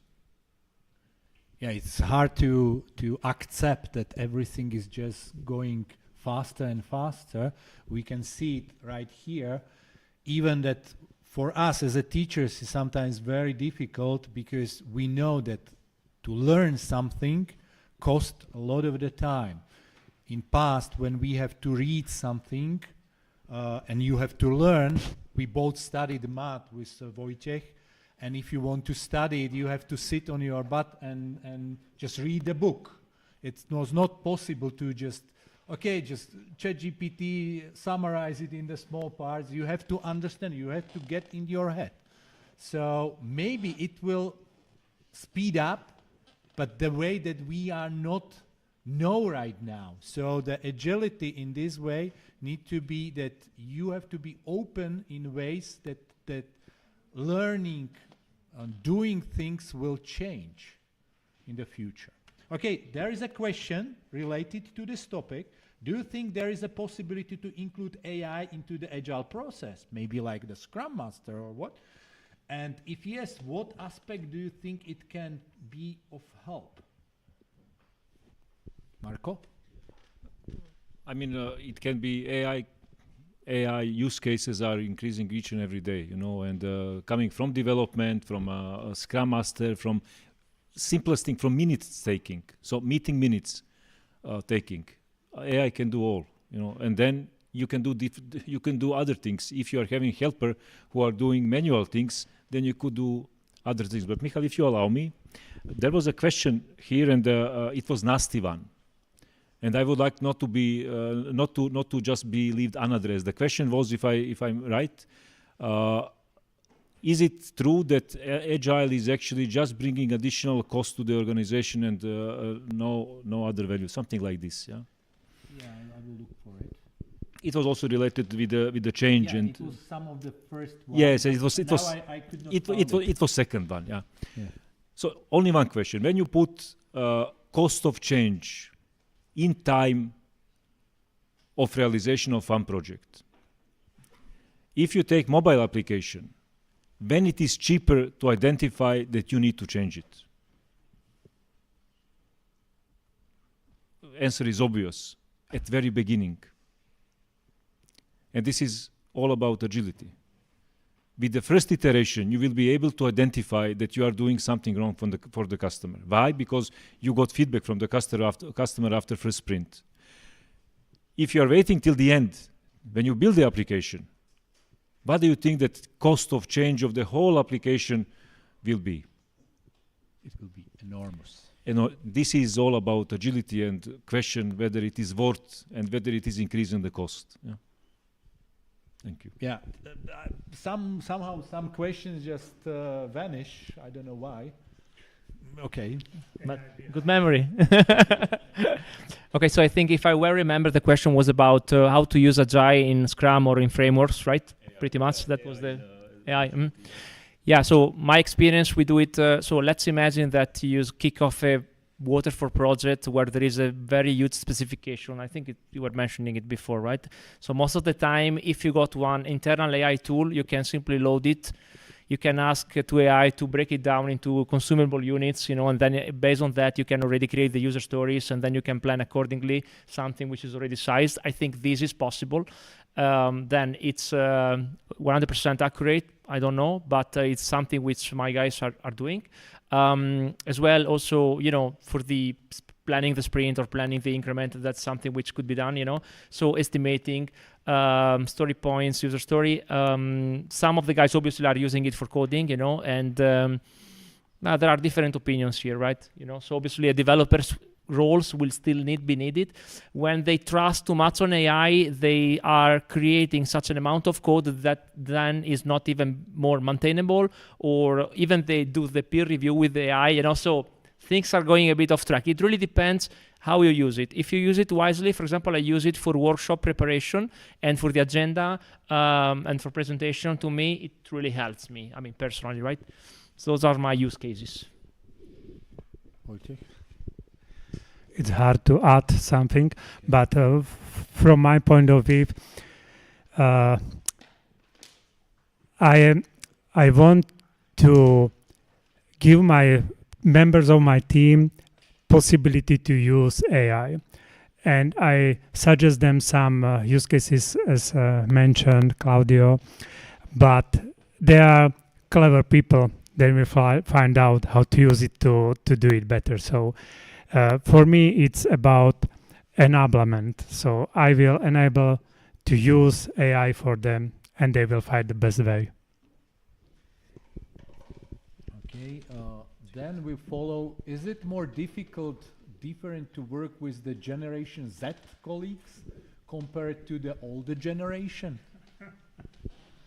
We are quite old right now, but what do you think? No, I can take it. I can take it because now I'm coming in a lottery industry where I would say I'm young there. So the people are much more mature, and I felt the gap.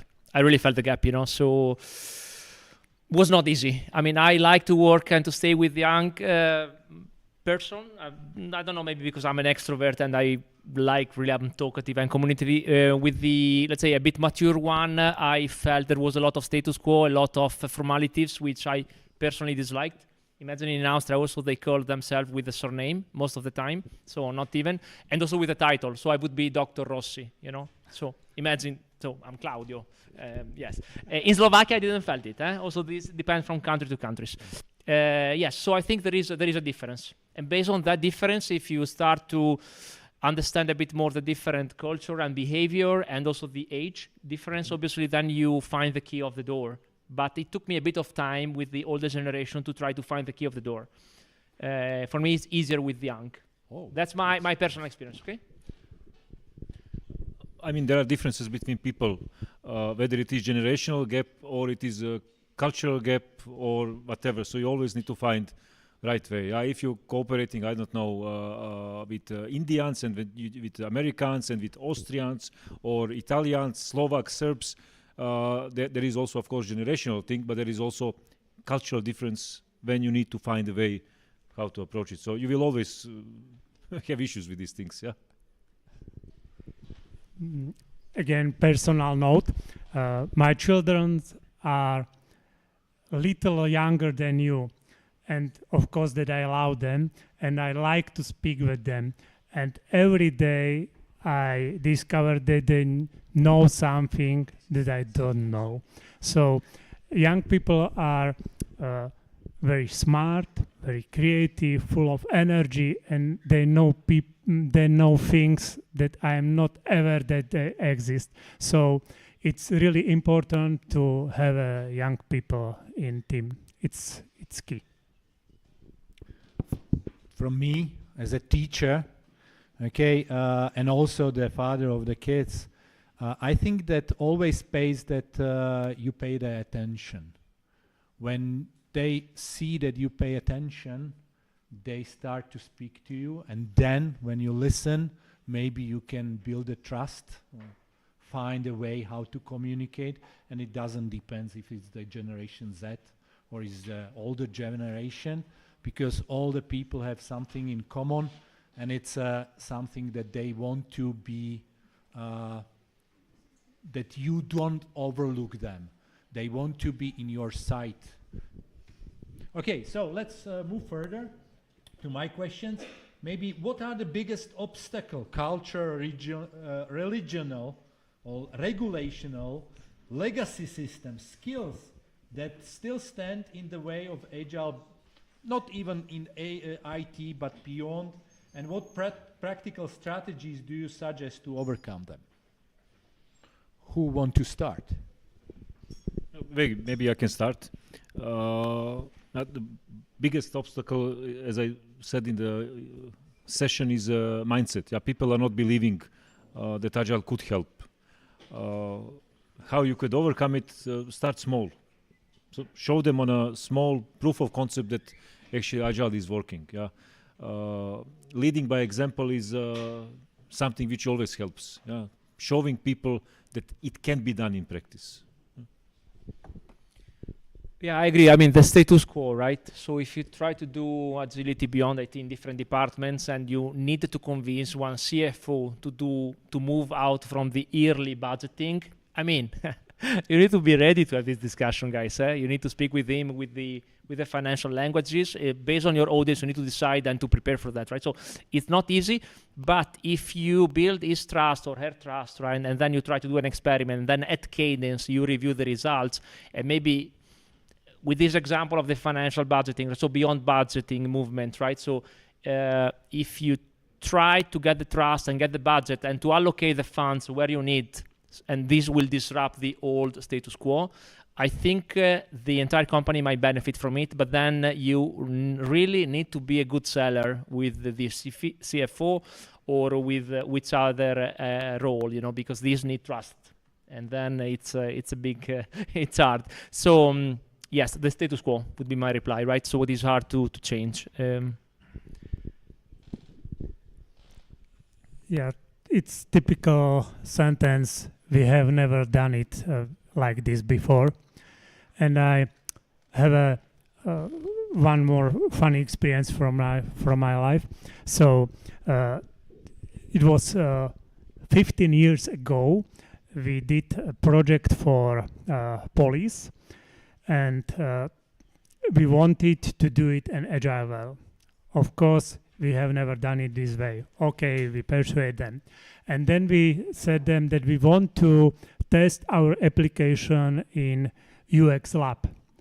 It was very new at that time. Now it's normal that you do A/B testing and so on. And we persuade them, you will give 5 policemen and we will go into lab and then they will try our application. It's stupid. But we persuade them and they come. And also their boss come with them. And it was a woman, she sit there. We prepare some refreshment to be pleasant for her. And she started to look. It was, I don't know English word, takéto okno zrkadlové. Viete to niekto preložiť? See through window. Okay. Like police that they cannot see you. And she watched their policemen, how they work with that application. And she agreed on 15 minutes that we will spend there. She was there with us for 4 hours because it was so interesting for you. So if they see it and it works, it's easy. But you have to break the first point when they say, I have never done it like this before. Okay, there is a following question for this. How to talk to people who do not listen? If you're trying to improve, suggest something, but nobody cares. Just maybe some insights. Don't waste too much time. This is my advice. Don't waste too much energy on the people who don't like to listen or cooperate with yours. Yeah? Try it, give it your best shot, and then move on. Either force it or change the people. This is a recipe for success. Yeah? If you stand at one point and you are trying, all the time, to persuade the guy who don't want to be persuaded. Yeah, you will stay there forever. No, I strongly agree, and I start with the promoters. So I would call those people like detractors, those that are not really active listening. If you want to try to drive a change, you start with the promoters, those that have the skin in the game, or you see their eyes. When you talk to them, you really see the eyes if they follow you or not. So yes, I totally quote what Marco was saying. So start with the promoters. And if you have to work with people that do not listen, try to persuade them that you are helpful for them, and really try to be helpful for them. And if they see value in that what they are doing for them, maybe it will help. Not to talk, but to show your value for them. Sometimes maybe to come to my mind that they do not listen because they have own problem. So also helps if you do not judge them why they do not listen. Okay, because they maybe have some own issues why they do not listen, and maybe later when they have a time they will listen you with the more interest, which is very important. And I think you as a managers always like, you are not judging, you are just trying the big shot. I really like this answer. Not all the time. One shot, and if it doesn't work, just move on. Because, okay, maybe next time it will work, but without any effort. Okay, that's great. Okay, here's the question from my side, which maybe will be more interesting for the students as well. So from the student or young professional perspective, so that's their case, given there are many in the audience, what advice would you each give for the developing an agile mindset that will be valuable in the industry? Who will start? Claudio is perfect. No, go. I need to read it. Okay. So I would maybe not one but two things. So one thing is be curious. Always. Be curious, be interested. And second one, I already said it, ask yourself how I can be better. And push yourself, push yourself forward. But be curious, be kid all the time. This is what my wife is telling me still. But be kid all the time, really. Yeah, in a nutshell, very, very quick, right? So be courageous, try something different, and you keep what is working, you disregard what is not really working, So those would be my 2 cents on that regard. Be curious, nothing more.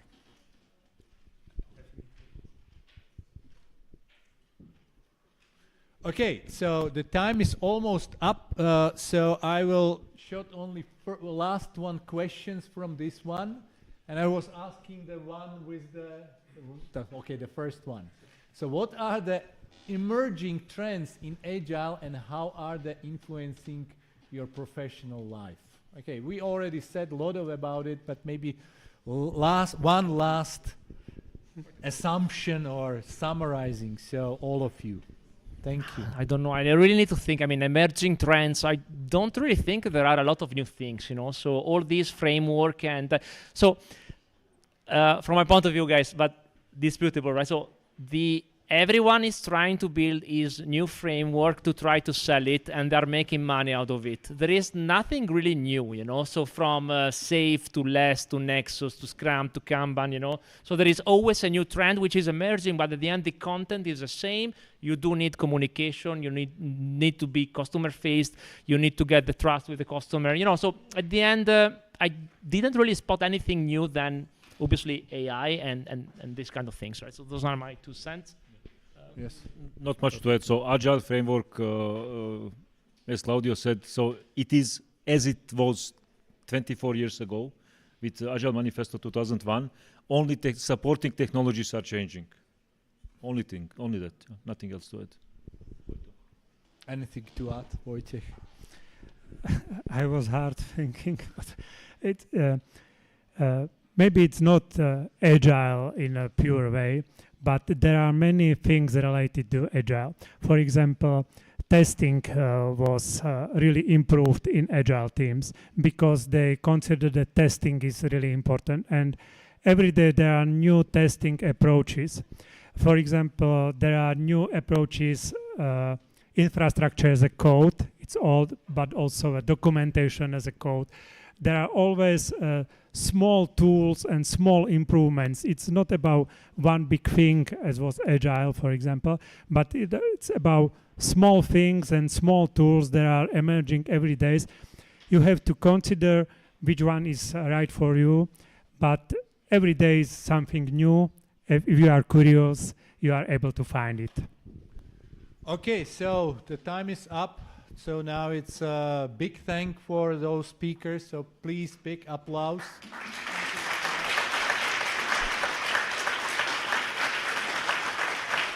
Thank you.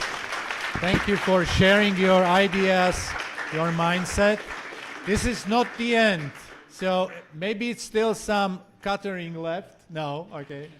But there are a lot of the questions left, so the time is still for the networking. So we will be somewhere here. So